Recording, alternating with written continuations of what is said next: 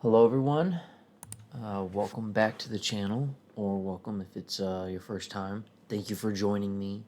I think this is a very special video. As Disclosure Day comes out this week on the 12th, pretty sure. I'm recording this on Monday night. It's 1:53 a.m. after getting off work. And I have finished all of my unwatched Spielberg movies. I went ahead and did a rewatch and and a catch up because I'd seen a lot, but I haven't seen a lot of his deeper cuts. And oh, it looks like there's a different poster for 1941. But yeah, so I went through his whole filmography, watched everything, and I just finished the post. I'm waiting on Ready Player One to rewatch with my roommate, and then I'll probably watch West Side Story and Fablemans again this week before Disclosure Day. That way I'm fully prepared. I've gone from start to finish with his filmography, and Fablemans, is also fantastic. Definitely worth a rewatch. But yeah, so every single film, I didn't watch his TV movies other than Duel, and then starting with the Sugarland Express being his first theatrical, I'm pretty sure, and then obviously Jaws that launched him into superstardom back in the 70s. So we'll look right here, and we will go ahead and start this tier list. I edited it down a little bit. We only really need 6 slots, I feel. I feel like that's enough ranking. And you know what? We'll just get rid of haven't seen because there's only 2 in here. I haven't seen. Amazing Stories like his anthology that he did. I think John Carpenter even directed another one of the short stories here. But I couldn't find it on any streaming site, along with Always. No site had this. Trust me, I looked. So, I just skipped them. I always, from what I gather, also isn't one of his strongest, anyways.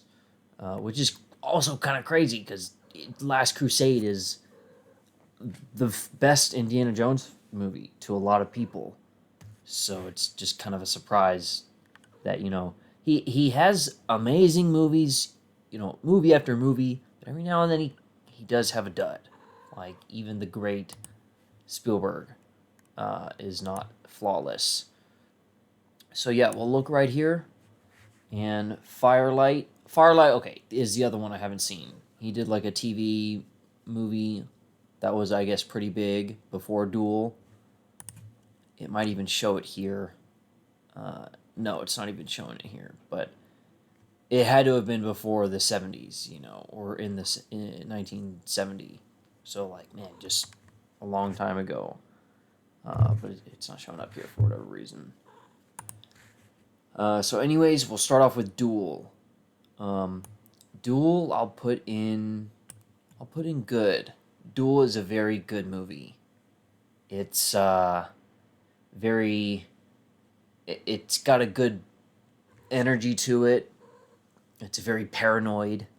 I do think about it a lot whenever I'm driving and, I have an interaction with, some dickhead truck driver or someone trying to race me or something.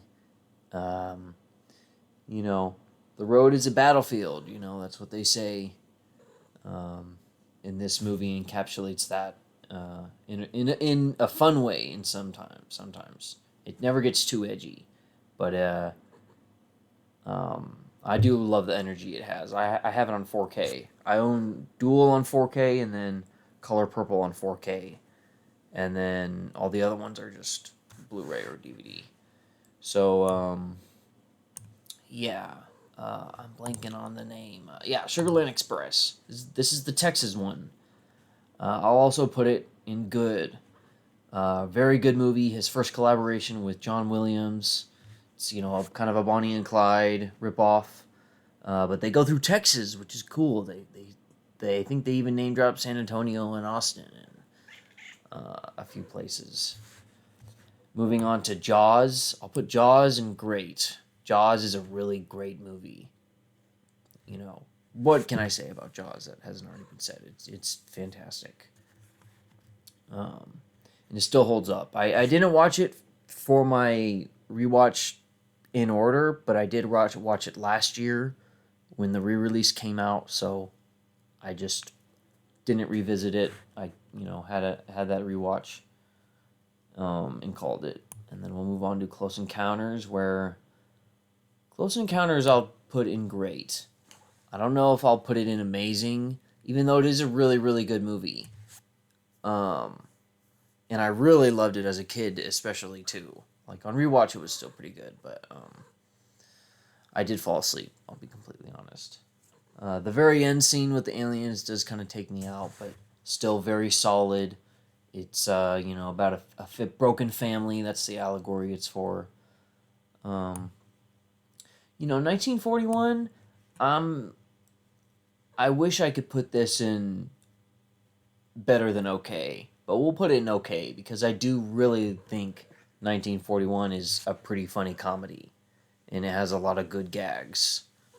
It's very maximalist, but I mean, just for the set design alone, you have like the stereotypical greasers, and then you have like a fight at like a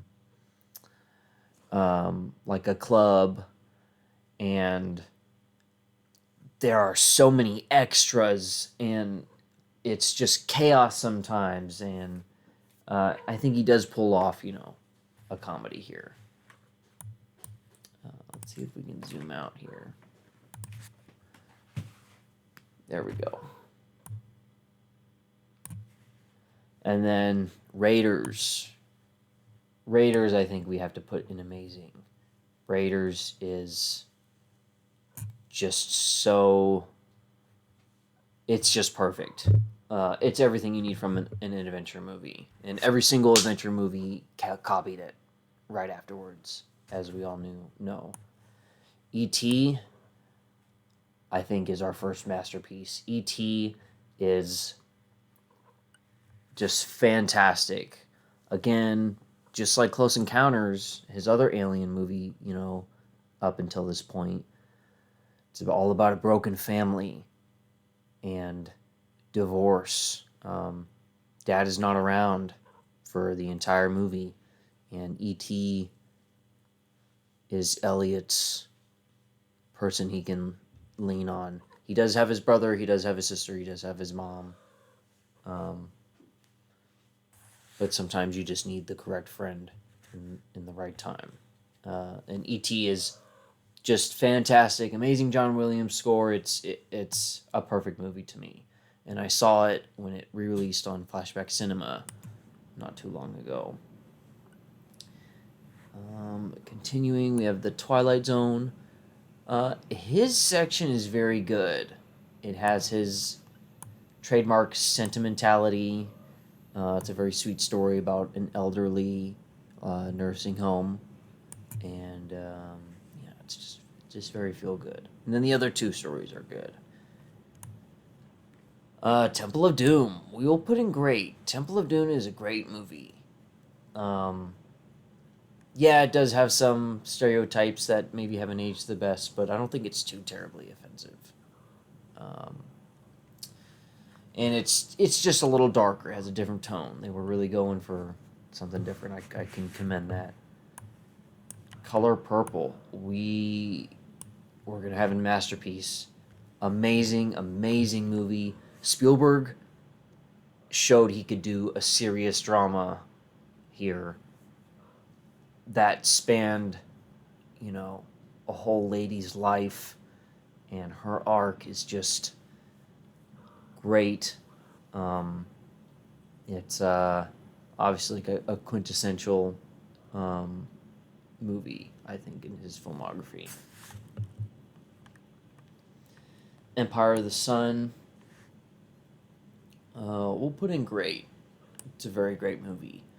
Christian Bale. In a lot of ways, Christian Bale, like, his arc's very different than um, Whoopi Goldberg in Color Purple. Hers is a little bit more. She learns to fill her own shoes and stand up for herself and to be powerful. And Christian Bale's at the end is it's a little darker. It's a little more of a self realization of um, not appreciating things enough, and war opened up this kid's eyes in a big way. I mean, Empire of the Sun, you see um, just horrifying stuff from the perspective of a kid who I think they were fleeing Europe. I'll have to look up the Wikipedia again, but really great movie. And Christian Bale, his breakout role.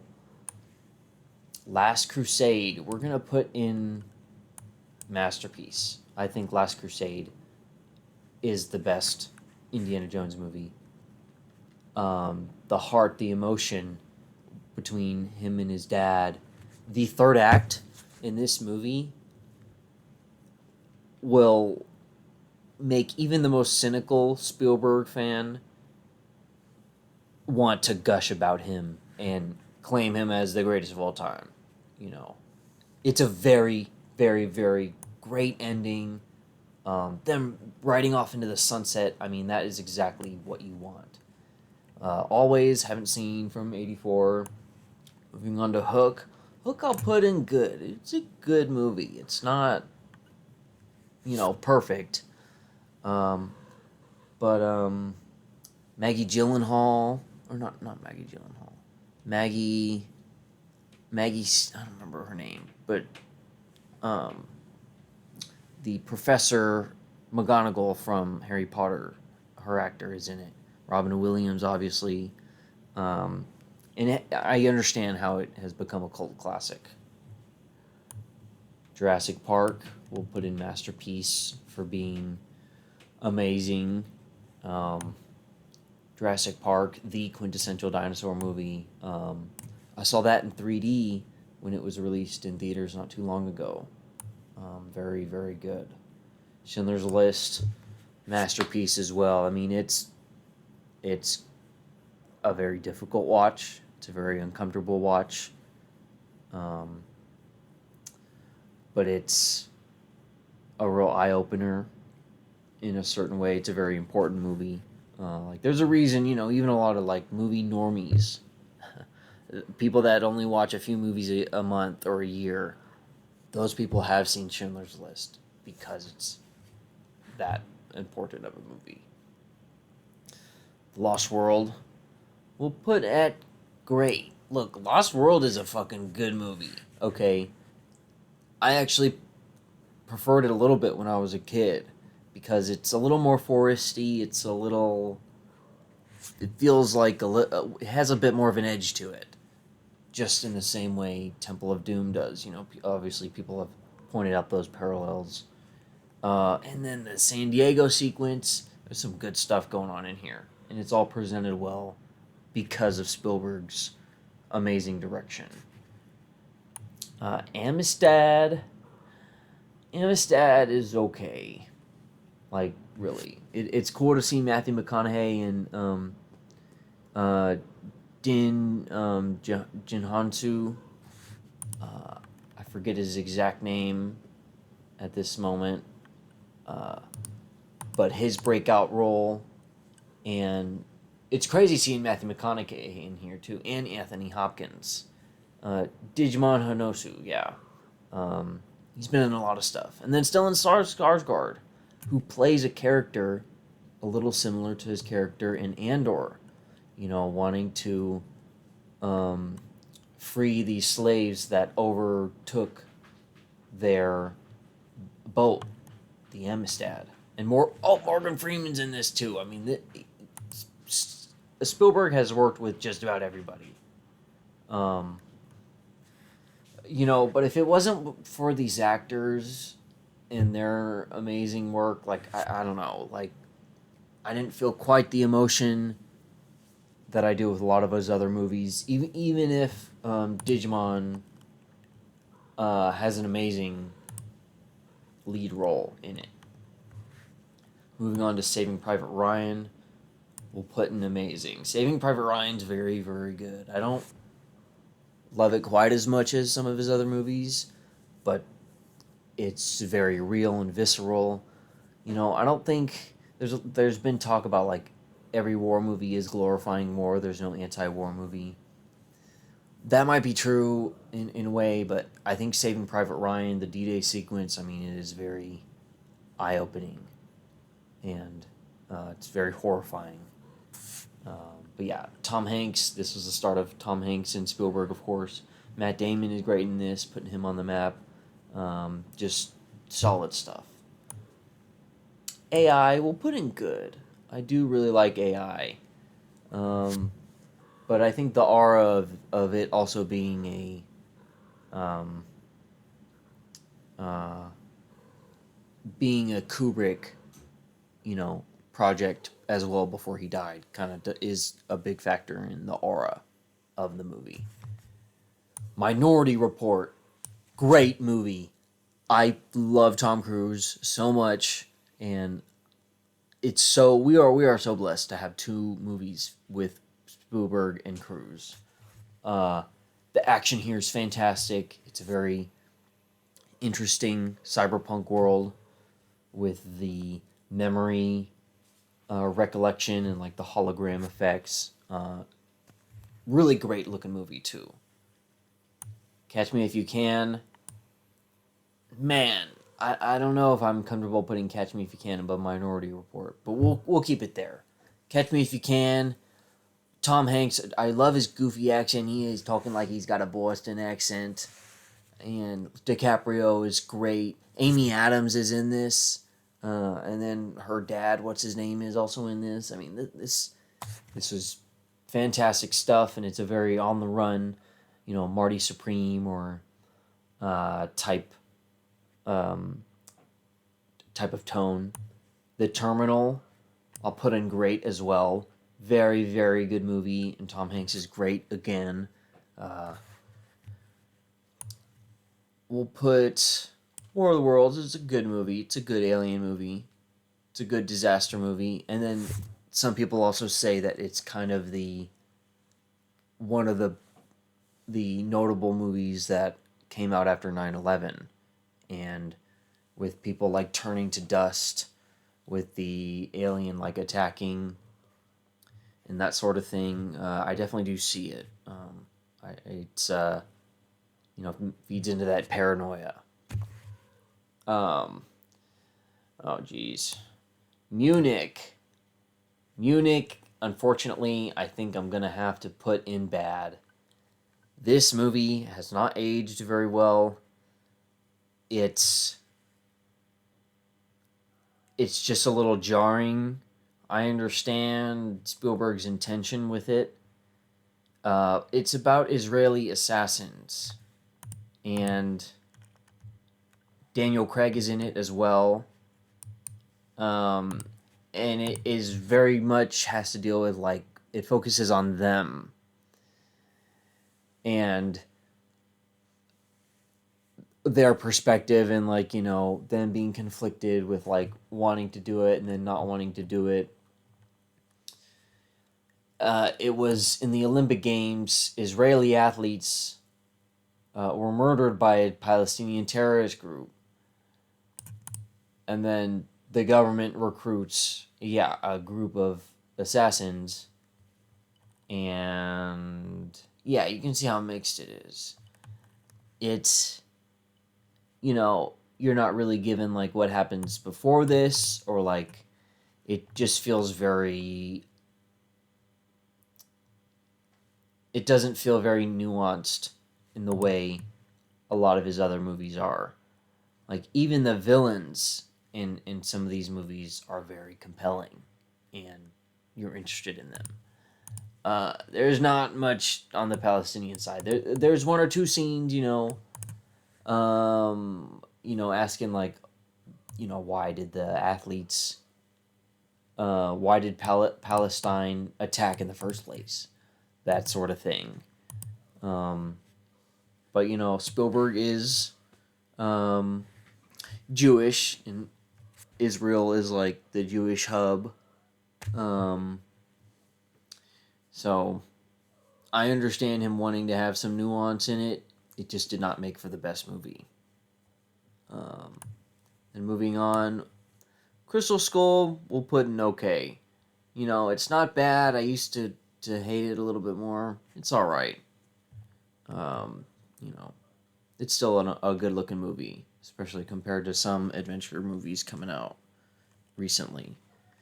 Speaking of adventure movies, Adventures of Tintin. Such a great movie. A great adventure movie. You can tell Spielberg is having fun doing animation. Um, yeah, very impressed with Tintin. Warhorse is okay. It's got some fun sequences. There's a shot of the horse running through the trenches as gunfire rains in the sky. There's a few shots like that where you're like, oh my gosh. But overall, it doesn't stick out too much in his filmography. Lincoln, pretty good. Just another 4-star, you know, Spielberg period piece. Daniel Day-Lewis is great, and he has a bunch of stories, but I will be completely honest. I nodded off once or twice. Bridge of Spies, also a very good one. I found it a little more compelling than Lincoln. It's got to do with, a spy being captured, and then, a little like Amistad. Tom Hanks is like his lawyer. He's like the negotiator between them. BFG. It was okay, I'd probably put it a little under good. I did really enjoy it, but it's, it's a fun adaptation of the Roald Dahl children's book. And it seems pretty faithful to things. It's got his trademark sentimentality, as all his films do, just about. The Post. Another good Spielberg period piece. Sounding a little bit like a broken record, but Meryl Streep, and Tom Hanks are fantastic. They're both great, and there's so many other standouts. Jesse Plemons, Bob Odenkirk. It's just a real, who's who. And it's also an amazing, compelling movie about the Pentagon Papers being released. It really steps up in the second half. That's when it gets really, really good. But, the first half is just good. Ready Player One. And then I guess it's Missing Always, which is interesting. It has Twilight Zone, but not always. Which, as you can see, or no, Amazing Stories, sorry, not always. Which is his collaboration with, with William Deere and Robert Zemeckis, yeah. So yeah, I'm wondering why it doesn't have that one. Ready Player One, you know what? I think Ready Player One is a good movie. Is it really that amazing? No. Is it one of his more generic adventure movies? Absolutely. Is it a far cry from Tintin? Absolutely. I still think it's a fine adaptation. I think it's good. All the actors are good. It's got a good sense of fun. But it does leave a little to be desired. West Side Story. We will put in good. We're going to put it in good.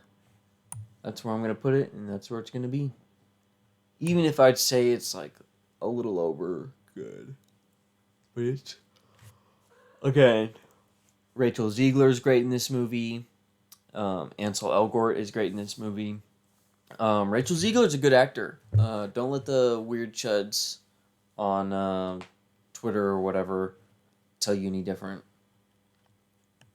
And then Fabelmans. Fabelmans, I think, is an amazing movie. It's very special. It's very close to the heart.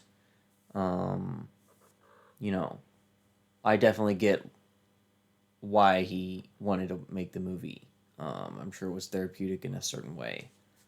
And I relate to a lot of the things that, I forget the character's name, like his stand-in, but I related to a lot of this movie.